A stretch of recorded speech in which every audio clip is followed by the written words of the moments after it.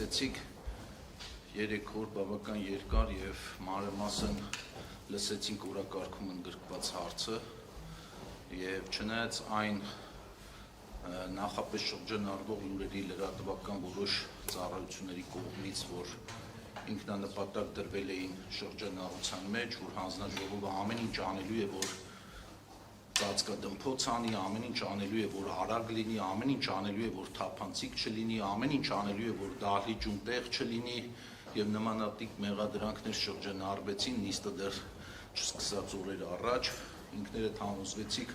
որ այդպիսի սցենար չեղավ, ինչ էլ որ եղավ, դրա նախաձեռնողը կամ հեղինակը ոչ հանձնաժողովն էր, ոչ էլ պետական որևէ կառույց, բայց քավլիցի բոլոր այդ դժվարությունները հաղթահարվեցին, փորձեցինք մենք մաքսիմում ապահովել բոլոր կողմերի լսվածությունը նիստի ընթացքում 150-ից ավել հարցեր հնչեցին այս 3 օրվա ընթացքում, տրվեցին պատասխաններ, այլ բան է թե պատասխանները որ կողմին ինչքանով բավարարեց,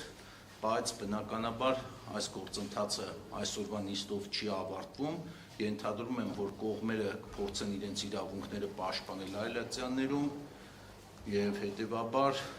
process-ը դեռ ունի շարունակություն։ Process-ը ունի շարունակություն նաեւ այն իմաստով, որ այսօրվա նիստի որոշմամբ մենք ընդհանրապես դադարեցրեցինք Հայաստանի էլեկտրական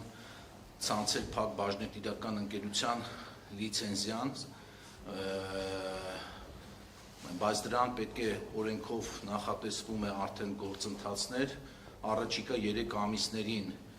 պետությունը սեփականատիրոջ հետ կսկսի կամ Հայաստանի փակ բաժնետիրական ընկերության տնօրենների խորհրդի հետ կսկսի բանակցել գույքի սեփականության իրավունքի փոխանցման վերաբերյալ եւ եթե այդ 3 ամսվա ընթացքում կողմերը չգան համաձայնության, ապա դրանից հետո պետությունը կարող է գերակաշահի իրավունքով վերցնել այդ սեփականության իրավունքը, թե ինչ ընթացք կստանա այս նախանշած փուլերը ոնց կլինեն, դա ժամանակը ցույց կտա։ Ընդհանուր այսքանն եմ ասում, արդեն հարցեր կտաք ինձ, հարցերին կպատասխանեմ, քանի որ դուք եք հոգնած, ես էլ եմ հոգնած, խնդրում եմ կենտրոնանանք, քանի որ ես էլ եմ հոգնած, դուք եք հոգնած, փորձենք սահմանափակվել 15 րոպեի ընթացքում, բայց ես առաջիկա օրերին եւ տարբեր մամուլներով եւ հեռուստատեսությամբ ավելի մանրամասն, ավելի հանգիստ իրավիճակում